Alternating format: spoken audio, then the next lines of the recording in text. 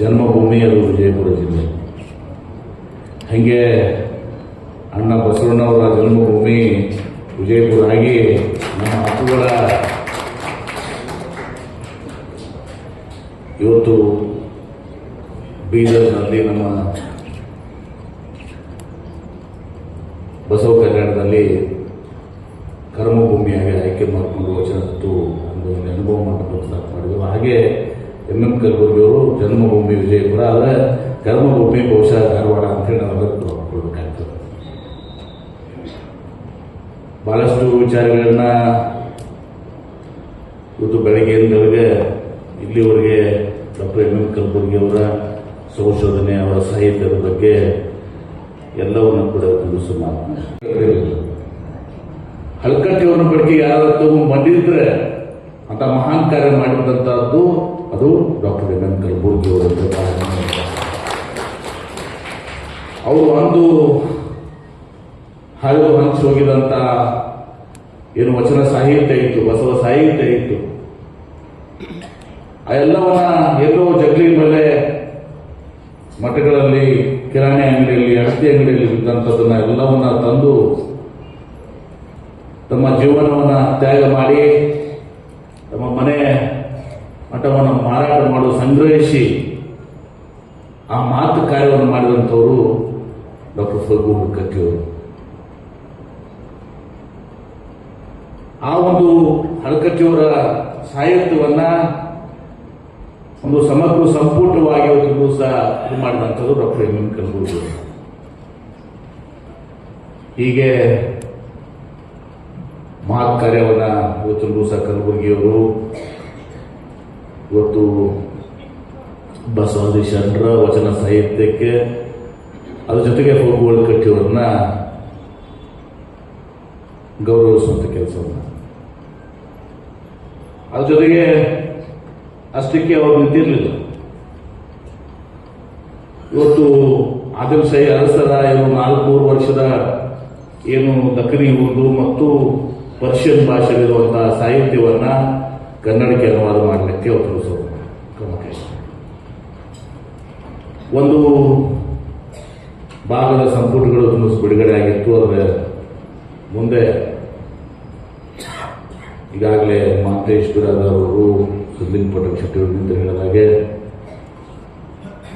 ಯಾವುದೋ ಒಂದು ಒಬ್ಬರು ಮಾತನಾಡಿದ್ದನ್ನ ಇವರು ಅದನ್ನ ಪ್ರಸ್ತಾಪಿಸಿದ್ದಕ್ಕೆ ಅವ್ರನ್ನ ಬಲಿ ತಗೊಂಡಂತ ಪರಿಸ್ಥಿತಿ ಬಂದಿದೆ. ಕೊಲೆಗಿಡ. ಹೀಗಾಗಿ ನಾನು ಏನು ಫಗು ನಮ್ಮ ಎಂ ಕಲಬುರ್ಗಿ ಅವರಿದ್ರು, ಬಹುಶಃ ಪರಮ ಪೂಜ್ಯ ಸಿದ್ದೇಶ್ವರ ಮಹಾಸ್ವಾಮೀಜಿಯವರು ನಮ್ಮ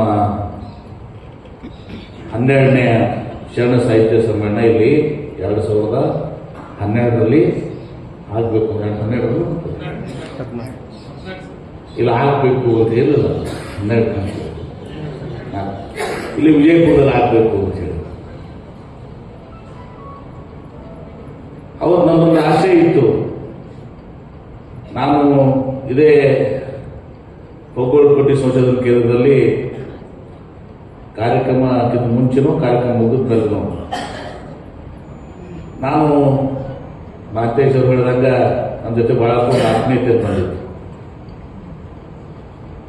ನಾನು ಅವ್ರಿಗೆ ಹೇಳಿದೆ, ಕಲಬುರ್ಗಿ ಸಾಹೇಬ್ರ ಇವತ್ತು ಎಲ್ಲ ಆಗ್ಯದ, ಬಸವಣ್ಣ ಇಲ್ಲೇ ನಮ್ಮ ಕರ್ನಾಟಕದಾಗ ಮತ್ತು ಭಾಗಶಃ ಮಹಾರಾಷ್ಟ್ರದಾಗ ಇರ್ತಾರೆ, ಇವ್ರನ್ನ ಜಗತ್ತಿಗೆ ನಾವು ಪರಿಚಯಿಸ್ಬೇಕಲ್ಲ, ಏನಾದ್ರು ಮಾಡ್ಬೇಕಲ್ಲ.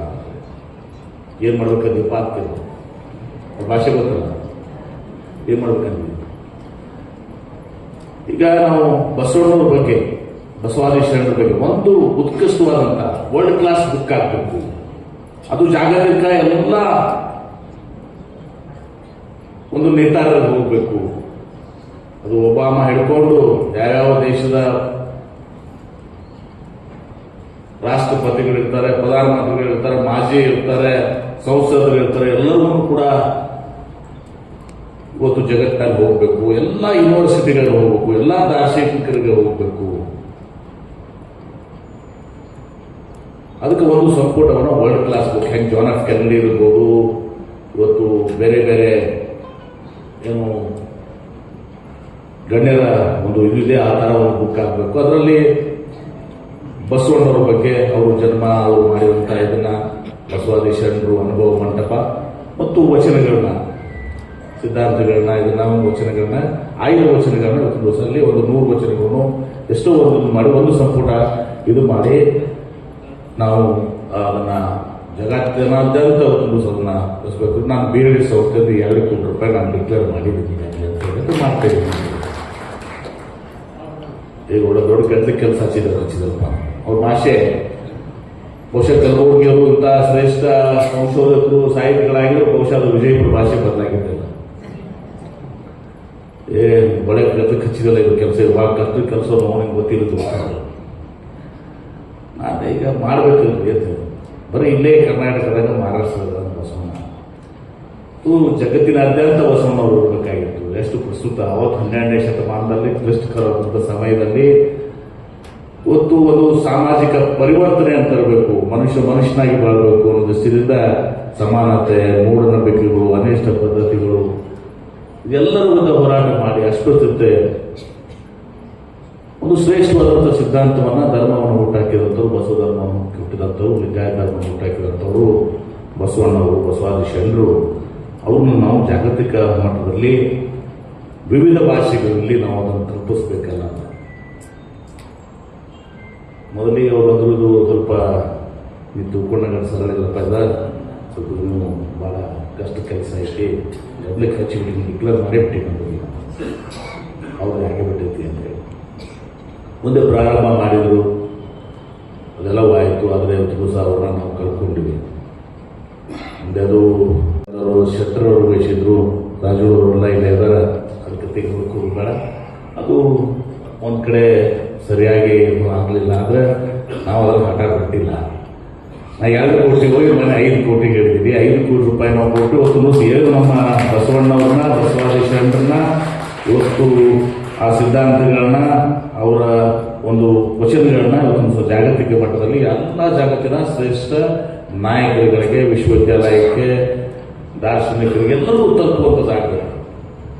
ಮತ್ತು ನಮ್ಮ JS ಪಾಟೀಲ್ ಅದು ಹೆಂಗೆ ಮಾಡ್ತೀವಿ ಅಂತೇಳಿ ನಾವು ಒಂದು ಸ್ಕೀಮ್ ಮಾಡಿದ್ದೀವಿ. ಏನಾದ್ರು ಒಂದು ಪುಸ್ತಕ ಇರುತ್ತೆ ಹೇಳೋದು. ಬಹುಶಃ ಅವರ ಸಮಗ್ರ ಸಾಹಿತ್ಯ, ಬಹುಶಃ ಇದು 40 ಪುಟಗಳೀಗ ನಮ್ಮ ಕೃಷ್ಣ ಕೋಲಾರ ಕುಕ್ಕಣ್ಣೆಲ್ಲ ಕೂಡ ಮಾಡಿದ್ರು, ಎಲ್ಲ ತಾವು ಮಾಡಿದ್ವಿ. ಇನ್ನು ಎಷ್ಟು ಅವರ ಇದು ಹೊರಗೆ ಬರ್ತದೆ ಗೊತ್ತಿಲ್ಲ. ನಾನು ನೋಡ್ತಾ ಇದ್ದೆ ಕೆಲವೊಂದ್ಸಲ ನಮ್ಮ ಇವತ್ತು ಆಟ ಆಟದ್ರ ಬಗ್ಗೆ, ಇನ್ನಿತರ ಎಲ್ಲ ನಮ್ಮ ಸಿದ್ದಪ್ಪ ಕಂಬಳಿಯವ್ರ ಬಗ್ಗೆ, ಸುಸಿಂಗ್ಲಿಂಗರ ಬಗ್ಗೆ ಅನೇಕ ವಿಚಾರಗಳನ್ನ ಸಣ್ಣರು ಕೂಡ ಮಾಡಿದ್ರು. ಅವರು ಒಬ್ಬ ಇವತ್ತು ಬಸವಣ್ಣವರ ವಿಚಾರಧಾರೆ, ಬಸವ ಧರ್ಮದ ವಿಚಾರಧಾರೆ, ಲಿಂಗಾಯತ ಧರ್ಮ ಇದಕ್ಕೆ ಬಹಳ ಒಂದು ಬದ್ಧತೆಯನ್ನ, ಕಾಳಜಿಯನ್ನ ಹೊಂದಿದಂಥವ್ರು, ಇದ್ದದನ್ನ ಇದ್ದಂಗೆ ಹೇಳುವಂಥದ್ದು ಒಂದು ಸ್ವಭಾವ. ಮತ್ತು ಕೇವಲ ಇದ್ರ ಮೇಲೆ ಅಷ್ಟೇ ಅಲ್ಲ, ಅದು ಸಾಹಿತ್ಯದ ಬಗ್ಗೆನೂ ಹೋಗಿದ್ರು. ಹೀಗೆ ಬಹಳ ಒಂದು ಕಲರ್ಫುಲ್ ಪರ್ಸನಾಲಿಟಿ ಅಂತೇವಲ್ಲ ನಾವು ಅವ್ರಿಗೆ. ಮತ್ತು ಬಹಳಷ್ಟು ಒಂದು ಶಿಷ್ಯರು ಗೊತ್ತಿದ್ರು. ನಾನು ಮೊನ್ನೆ ಮುಖ್ಯಮಂತ್ರಿಗಳ ಮನೇಲಿ ನಮ್ಮ ಇವರು ಮಂತೇಶ್, ನಾನು ಕಲಬುರ್ಗಿ ಅವ್ರ ಶಿಷ್ಯ ಅಂತ ಹೇಳಿದ್ರು, ಆಫೀಸರ್. ಸರಿ, ಎಂ ಕಲಬುರ್ಗಿ ಸಾಹೇಬ್ ಶಿಷ್ಯರಿಗೆ ನಾನು ಅವ್ರು ನೆನಪಾಡ್ತಾನೆ, ಈ ಕಾರ್ಯಕ್ರಮ ಕರಿತೀನಿ ಅಂತ ಹೇಳಿದ್ದೆ ನಾನು. ಹೀಗೆ ಅಪಾರವಾದಂಥ ಒಂದು ಬಳಗವನ್ನ ಶಿಷ್ಯರು ಹೊಂದಿದ್ರು. ವಿದ್ಯಾರ್ಥಿಗಳನ್ನು ಕೂಡ ಅಷ್ಟೇ ಒಂದು ಅವ್ರ ಬೆಲೆ, ಒಂದು ಅಭಿಮಾನ, ಪ್ರೀತಿಯನ್ನು ಹೊಂದಿದಂಥವ್ರು. ನಮ್ಮ ಹೆಮ್ಮೆಯ ಇವತ್ತು ಸಹ ಡಾಕ್ಟರ್ ಎಂ ಕಲಬುರ್ಗಿಯವರು ಇವತ್ತು ಬಹುಶಃ ಅವರು ಇನ್ನೂ ಅನೇಕ ದಶಕಗಳ ಬಾಳಬೇಕಾಗಿತ್ತು, 2-3 ದಶಕ ಬಾಳಬೇಕಾಗಿತ್ತು. ಬಹುಶಃ ಅವರು ಇದ್ದಿದ್ರೆ ಇವತ್ತು ಬಹಳ ದೊಡ್ಡ ಬದಲಾವಣೆ ಇವತ್ತು ದಿವಸ ಬಸವ ಧರ್ಮದಲ್ಲಿ, ಲಿಂಗಾಯತದಲ್ಲಿ ಇವತ್ತು ದಿವಸ ಶರಣರ ಇತಿಹಾಸದಲ್ಲಿ ವಚನಗಳು ಆಗ್ತಿತ್ತು. ನಮ್ಮ ನಾನು ಕೂಡ ಮಂತೇಶ್ವರವರು ಹೇಳಿದರೆ ನಾನು ಹೋಗ್ತೀನಿ. ನಮಗೆಲ್ಲರಿಗೂ ಒಂದು ಶಕ್ತಿಯಾಗಿ ಕೋಟಿ ಸಂಶೋಧನಾ ಕೇಂದ್ರ ಒಂದು ಶಕ್ತಿಯಾಗಿ ಇವತ್ತು ದಿವಸ ಬಸವ ಧರ್ಮಕ್ಕೆ ಜಾಗತಿಕ ಧರ್ಮದವಾಗಿ ಇವತ್ತು ದಿವಸ ಜಾಗತಿಕ ಸಂಸ್ಕೃತಿಯಾಗಿ ಮಾಡಲಿಕ್ಕೆ ಇವತ್ತಿನ ದಿವಸ ಬಹಳ ಅಪಾರವಾದಂಥ ಕೊಡುಗೆ ಅವ್ರ ಹಿಂದೆ ಮಾಡಿದ್ರು. ಅವರ ಮಾರ್ಗದರ್ಶನ ನಮ್ಗೆ ಇನ್ನೂ ಕೂಡ ಬೇಕಾಗಿತ್ತು ಅನ್ನೋ ಮಾತನ್ನ ಸಂದರ್ಭ ಹೇಳಿ, ಇವತ್ತು ತಡವಾಗಿದೆ. ಇವತ್ತು ದಿವಸ ಈ ಸಮಗ್ರ ಸಾಹಿತ್ಯ ಸಂಪರ್ಕ ಅನೇಕ ನಮ್ಮಲ್ಲಿ ಈಗ ಒಮ್ಮೆ ಬೆಂಗಳೂರಿನಲ್ಲಿ ಮಾಡೋಣ ಅಂತ ಆದರೂ ಕೂಡ ಬಾಲ್ಕಿ ಅಪ್ಪುಗಳು ತುಂಬಿಸಿ ಬಂದಿದ್ದಾರೆ. ಬಾಲ್ಕಿ ಅಪ್ಪುಗಳು ಬಹುಶಃ ಅನುಭವ ಮಂಟಪ ಇವತ್ತು 1000 ಐತಿ ಜಗತ್ತಿನ ಪ್ರಪ್ರಥಮ ಅನುಭವ ಮಂಟಪದಲ್ಲಿ ಒಂದು ದಿವಸ ವಚನ ವಿಶ್ವವಿದ್ಯಾಲಯ ಆಗಬೇಕು ಅಂತೇಳಿ ಅವರೊಂದು ದೃಢ ಸಂಕಲ್ಪ ಇದೆ. ಮೊನ್ನೆ ಅದನ್ನು ನಾವು ಮುಖ್ಯಮಂತ್ರಿಗಳಿಗೆ ಹೇಳಿ ಈ ಸಲ ಬಜೆಟ್ ಅನ್ನು ಅನೌನ್ಸ್ ಮಾಡಿಸ್ಬೇಕು ಮಾತಾಡ್ತೀವಿ. ಬಸವ ತತ್ವದ ಪ್ರಚಾರದಲ್ಲಿ ಇವತ್ತು ಬಸವ ಸಂಸ್ಕೃತಿ ಅಭಿಯಾನ ಇವತ್ತು ದಿವಸ ಏನಾಯಿತು, ಅದಕ್ಕೆ ಬಾಲ್ಕಿ ಅಪ್ಪುಗಳೇ ಇವತ್ತು ದಿವಸ ಅಧ್ಯಕ್ಷರು, ಲಿಂಗಾಯತ ಮಠಾಧೀಶರ ಒಕ್ಕೂಟದ ಅಧ್ಯಕ್ಷರು ನಮ್ಮ ಪೂಜ್ಯ ಬಾಲ್ಕಿ ಅಪ್ಪುಗಳು. ಅವರ ನೇತೃತ್ವದಲ್ಲಿ ಇವತ್ತು ದಿವಸ ಅನೇಕ ಬಸವಣ್ಣವ್ರ ಬಗ್ಗೆ, ಬಸವಾದೀಶರ ಬಗ್ಗೆ, ಬಸವ ಧರ್ಮದ ಬಗ್ಗೆ ಇವತ್ತು ದಿವಸ ಒಂದು ದೊಡ್ಡ ಆಂದೋಲನ ಪ್ರಚಾರ ಇವತ್ತು ದಿವಸ ಆಗ್ತಾ ಇದೆ. ಈ ಸಂದರ್ಭದಲ್ಲಿ ನಮ್ಮ ಅವ್ನು ಹೇಳಿದರು ಹೆಂಗಿರಿ ಅಂತ ಹೇಳಿದ್ರು, ಒಂದು ವಿಚಾರ ಬಂತು. ನಾನು ಹೇಳಿದೆ ಒಂದೇ ಒಂದು ಅವರು ಹೇಳುವಂಥ ಸ್ವಭಾವ ಹೆಂಗಿತ್ತು, ಅವ್ರು ಯಾರಿಗೂ ಹೇಳ್ತಾ ಇದ್ರು, ನೀವು ಒಬ್ಬರು ಮನೆಗೆ ಹೋಗ್ರಿ, ಈಗ ಕೃಷ್ಣ ಕುಲಕರ್ಣಿ ಮನೆಗೆ ಹೋಗ್ರಿ, ಅವ್ರ ಮನೆಯವ್ರು ಏನು ಹೇಳ್ತಾರಂದ್ರೆ ನಮ್ಮ ಮನೆಯವರು ಪೂಜೆ ಮಾಡಾಕತ್ತಾರೆ ಅಂತ ಹೇಳ್ತಾರೆ. ಕರೆಕ್ಟ್ ಅಲ್ಲ? ಅದೇ ನೀವೊಬ್ಬರ ಬಸವ ಧರ್ಮದ ಲಿಂಗಾಯತ ಮನೆಗೆ ಹೋಗ್ರಿ, ನೀವು ಅವ್ರು ಏನ್ ಹೇಳ್ತಾರೆ ಪೂಜೆ ಮಾಡ್ಕೊಳಕತ್ತಾರೆ ಬೇರೆ, ಮಾಡ್ಕೊಳತ್ತಾರ ಬೇರೆ. ಯಾಕೆ ಸರಳವಾಗಿ ಅವರು ಅದನ್ನ ವಿಶ್ಲೇಷಣೆ ಮಾಡಿದ್ರು. ಏನಪ್ಪ ಪೂಜೆ ಮಾಡಾಕತ್ತಾರ ಬೇರೆ, ನಮ್ಮ ಮನೆಯವ್ರು ಪೂಜೆ ಮಾಡಾಕತ್ತಾರ ಅಂತ ಪೂಜೆ ಮಾಡ್ಕೊಳಕತ್ತೀವಿ ಅಂದ್ರೆ ನನಗೆ ನಾನೇ ಪೂಜೆ ಮಾಡ್ಕೊಳಕತ್ತೀವಿ ಅಂತ ಬಸವಣ್ಣವ್ರು ಹೇಳಿದ್ರು. ನೀನೇ ದೇವರು, ನೀನೇ ಅಲ್ಲ, ಸರಳವಾಗಿ ಹೇಳಿದ್ರು. ಇದು ಯಾರು ಕೂಡ ಅದನ್ನ ರಾಜೂರು ಬಹುಶಃ ಹೇಳಕ್ ಬರೋದಿಲ್ಲ, ನಿಮಗೂ ಬರಲ್ಲ. ಅವ್ರು ಹೇಳಿದೆ ಕರೆಕ್ಟ್. ಅದು ಹೇಗೆ ಅಂತಂದ್ರೆ ಮಾಡ್ಕೊಳಕತ್ತಾರ, ಮಾಡಾಕತ್ತಾರ, ಮಾಡ್ಕೊಳಕತ್ತಾರ ಹೇಳಿದ್ರು. ಹೀಗೆ ಒಂದು ಕಲರ್ಫುಲ್ ವ್ಯಕ್ತಿತ್ವ, ದೊಡ್ಡ ಶಕ್ತಿ ಇವತ್ತು ದಿವಸ ನಮಗಾಗಿತ್ತು. ಯಾವುದೋ ಒಂದು ದುರ್ಘಟನೆಯಲ್ಲಿ ಅವರು ಮಾಡದ ತಪ್ಪಿಗೆ ಯಾವುದೋ ಒಂದು ಮಾತನಾಡಿದಂತ ಅನಂತಮೂರ್ತಿ ಮಾತನಾಡಿದ್ರೆ ಒಂದು ಪುನರುಚ್ಚರಿಸಿ ಹೇಳಿದ್ದಕ್ಕೆ ಒಂದು ದಿವಸ ಅದನ್ನು ತಪ್ಪಾಗಿ ಒಂದು ದಿವಸ ಬಿಂಬಿಸಿ ಅವ್ರ ಮೇಲೆ ಹಾಕಿ ಅವ್ರನ್ನ ಬಲಿ ತಗೊಳ್ಳುವಂಥದ್ದು. ಇನ್ನ ಬಹಳಷ್ಟು ಕಥೆ ಐತೆ, ನಾನು ಹೇಳಕ್ ಹೋಗುದಿಲ್ಲ ಈಗ.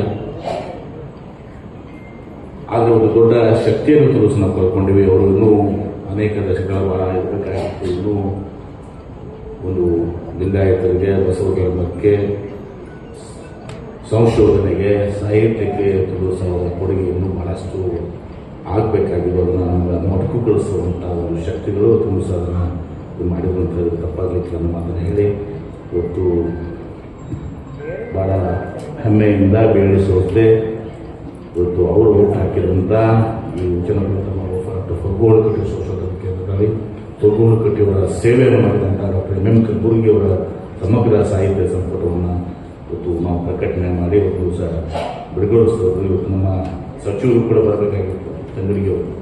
ಪಾಪ ಅವ್ರಿಗೆ ಸ್ವಲ್ಪ ನಾವು ಅವ್ರಿಗೆ ಯಾರು ಸಿಕ್ಕಿಲ್ಲ, ನೀವು ಕೃಷ್ಣಪುರ ಕುಲಕರ್ಣಿ ಅವ್ರಿಗೆ ತಲುಪಿಸಿದ್ದೀವಿ. ನಾನು ಕೂಡ ಮತ್ತು ವಾಟ್ಸಪ್ನ ಕೂಡ ಅವ್ರು ಕಳಿಸಿದ್ದೆ. ಅವ್ರು ಏನು ತಿಳ್ಕೊಂಡ್ಬಿಟ್ರೆ ಬೆಂಗಳೂರಿನ ಕಾರ್ಯಕ್ರಮ ತಿಳ್ಕೊಂಡ್ರೆ ಅಂತ. ಇಲ್ಲಪ್ಪ ಅದು ಬಿಜಾಪುರಿಗೆ ಕಳಿಸಿದ್ರೆ ನಾನು ಕಾರ್ಡ್ ಬಿಟ್ಟರೆ ನನ್ನ ಕಾರ್ಡ್ ಬರೋಕ್ಕೆ ಸಮಯ ಸಿಕ್ಕಿಲ್ಲ ನನಗೆ. ನಾನು ಕಳಿಸಿದಪ್ಪ ನಮ್ಮದು ನಿಮ್ಮದು ನಾನು ಬರೀ ಕಾರ್ಪೂಜೆಯವ್ರ ಕಾರ್ಯಕ್ರಮ ಇಂಥ ದಿವಸ ಆಗೈತಿ, ಅದಕ್ಕೆ ಬಿಜಾಪುರನಾಗ ಐತೆ ನಮ್ಗೆ ಗೊತ್ತಾಗಿಲ್ಲ. ಯಾಕಂದ್ರೆ ಅವ್ರ ಮನೆಯಾಗ ಅವರ ಕುಟುಂಬದಲ್ಲಿ ಒಂದು ದಿವಸ ಒಂದು ಮದುವೆ ಇದೆ, ಸಾಯಂಕಾಲ ಈಗ 7 ಗಂಟೆಗೆ ಮದುವೆ ಆಗಿದೆ. ಹೀಗಾಗಿ ದಯವಿಟ್ಟು ನಮ್ಮ ಮನೆಯಾಗ ಹೊರಗೆ ಹಾಕಿಸ್ತೇವೆ, ನೀವು ದಯವಿಟ್ಟು ನೀವು ನಮ್ಮ ಪರವಾಗಿ ನೀವು ಹೋಗಿ ಶುಭವನ್ನು ಕೋರಿ ಅಂತ ಹೇಳಿದ್ದಾರೆ. ಇವತ್ತು ಸರ್ಕಾರದನ್ನು ಕೂಡ ಈ ಸಮಗ್ರ ಸಾಹಿತ್ಯವನ್ನು ಪ್ರಕಟಣೆ ಮಾಡಲಿಕ್ಕೆ ಕನ್ನಡ ಮತ್ತು ಸಂಸ್ಕೃತಿಯಿಂದ ಕನ್ನಡ ಸರ್ಕಾರ ಕೆಲಸವನ್ನು ಮಾಡಿದೆ ಮಾತನ್ನು ಹೇಳಿ, ಆದರೆ ಈ ಒಂದು 5 ವರ್ಷದಲ್ಲಿ ಅತ್ಯಂತ ಆನಂದದ ಕ್ಷಣ ಯಾವುದು ಅಂದರೆ ಇವತ್ತಿನ ಕಾರ್ಯಕ್ರಮ ಅಂತ ನಾನು ಬಹಳ ಸಂತೋಷವಾಗಿ ಹೇಳ್ತಾ ಇದ್ದೆ. ನಾನು ಎಂ ಕಲಬುರ್ಗಿಯವರದು 3 ತಿಂಗಳು ಓದಿದ್ರು ಇಷ್ಟು ತಿಳ್ಕೊಲಿಕ್ಕೆ ಆಗ್ತಿದ್ದಿಲ್ಲ. ನನಗೆ 3 ಗಂಟೆ ಕಾರ್ಯಕ್ರಮದ ನೀವು ಬಾಲ್ಕಿ ಬಸವ ಕಲ್ಯಾಣ ಬೆಳಗ್ಗೆ ಬಿಡ್ರಿ ಅಂತ ಹೇಳಿದ್ರು. ನಾನಂದೆ ಮುಂಜಾನೆ ವಿಚಾರ ಸಂಕಿರಣದ ಅನೇಕ ವಿದ್ವಾಂಸರು ಮಾತಾಡ್ತಾರೆ, ನಾ ರಾತ್ರಿ ಹೋಗಿ ವಸತಿ ಮಾಡ್ತೀನಿ ಅಂತ ಮಧುಬಾವಿ ಸರ್ ಅವರಿಗೆ ಹೇಳಿದೆ. ಆ ಮಧುಬಾವಿ ಸರ್ ರಾತ್ರಿ ಎಲ್ಲ ವ್ಯವಸ್ಥೆ ನಮಗೆ ಮಾಡಿದರು.